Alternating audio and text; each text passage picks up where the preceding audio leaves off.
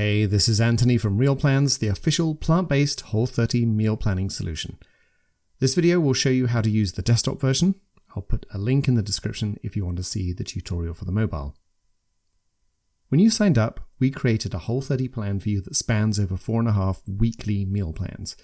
If you don't see any reference to the plant-based Whole30 here, it's probably because you wanted to start sometime in the future. Any initial recipes scheduled before you start are simply there to get you up and running. You can remove them if you want. You click into the next week here.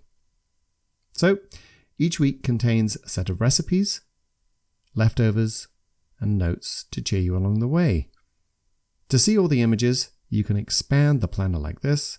So, for example, here on day 1, you cook the hash here and then eat it for breakfast on day 2 and 3. Let's say you want to make something new for that day 3 breakfast. Remove the leftover, which will automatically reduce the quantity of ingredients you need to buy for that first recipe. Find a new breakfast and drag it over. To create a leftover, drag it onto another meal slot and confirm. So this is a customizable plan.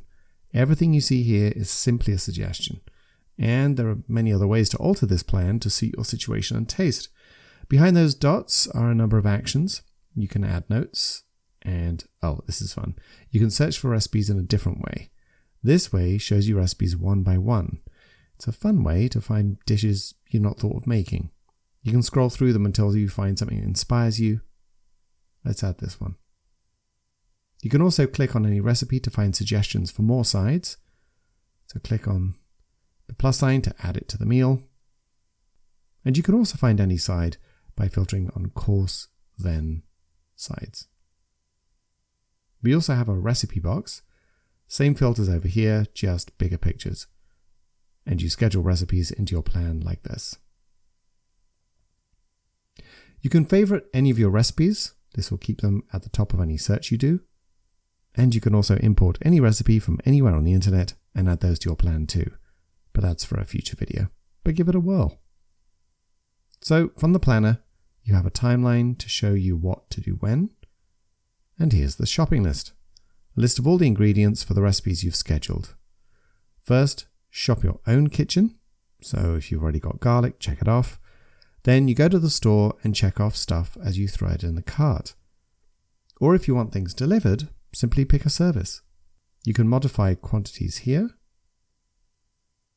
Or check off always have it so it never shows up as something you need to buy.